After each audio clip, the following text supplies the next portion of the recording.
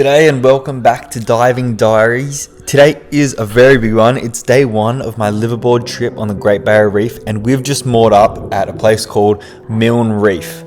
So where actually are we, might you be thinking? Milln Reef is a reef in part of the Great Barrier Reef. It's 55 kilometres east of Cairns and right on the edge of the Great Barrier Reef. So it's close to where the continental shelf drops away into the Coral Sea. So awesome place, and it's about a 2-hour drive, I think it was, out from the Cairns Marina. So too far for most boats for just a day, which is exactly why we came here on the liveaboard. So fewer crowds and some clearer water out here as well. And this particular reef, all of this reef, is so old. It's been a long time in the making. The Great Barrier Reef system has been growing on this coastlines for hundreds of thousands of years, and the living reef that we're diving on today and the corals you'll be seeing in this video has been building up since the last ice age ended and the sea levels rose roughly 8,000 years ago. First Nations peoples of this coast have known and cared for these waters as sea country for far longer than that, which is really cool. These days, Milln Reef is protected as a green zone in the Great Barrier Reef. It's a no-take zone, so no fishing, no collecting, and you can tell, as you'll see in this video, it is really beautiful and the clarity of the water is unbelievable, even on days like today where the conditions on the surface weren't amazing. The reef here covers over 370 hectares with everything from coral gardens less than a metre down to walls and pinnacles pushing 30 metres, which is something we also saw. Over the next few days, I'll be diving the famous sites here. So some of the Three Sisters, massive bommy corals rising up from the sand, the whale bommy and the swimming pools.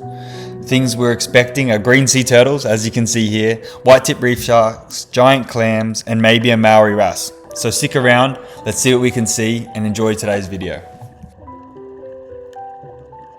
Here we had this encounter with a green turtle, which was absolutely amazing. And the fact about these, which is actually really interesting, they're the only sea turtle that's mostly vegetarian as an adult, grazing on seagrass and algae only. And that diet is actually where the name comes from. It turns their body fat green, not their shell, which is really cool.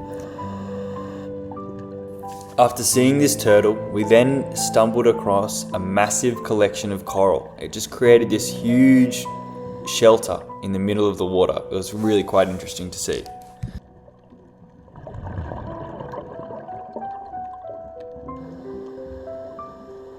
After seeing that big mound of coral, we saw these giant clams. Now they're pretty much solar powered. They farm algae in their colourful mantle tissue and get most of their food from the algae's photosynthesis, which is why you always find them up in the sunlit shallows. They can live over 100 years and grow to more than a metre wide, which is awesome. But the man-eating clam thing is a myth. They close up far too slowly to trap a diver, so you don't really have to worry. But also, don't go sticking your hands where they don't belong.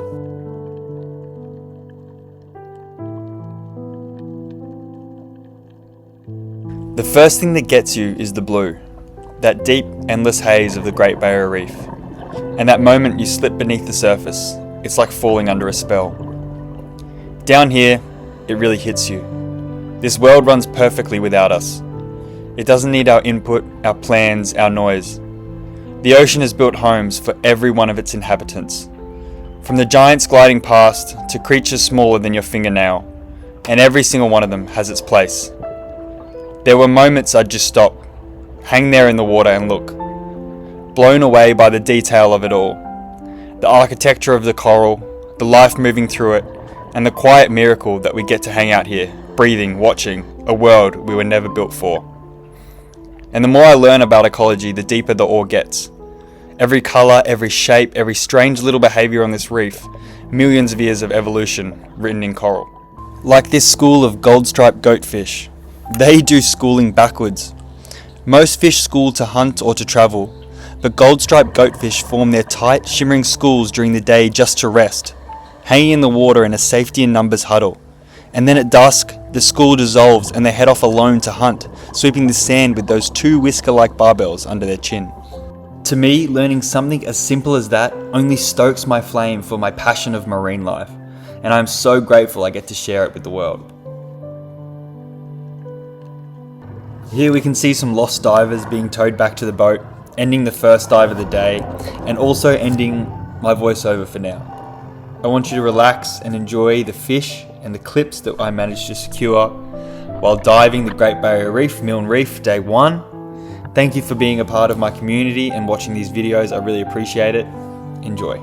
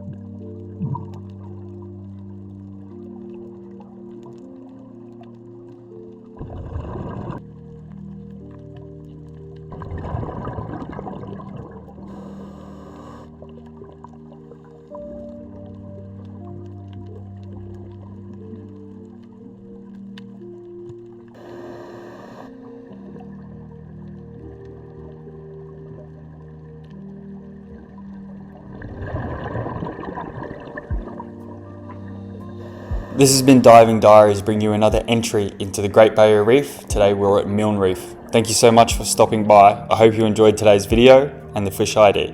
I'll see you in the next one.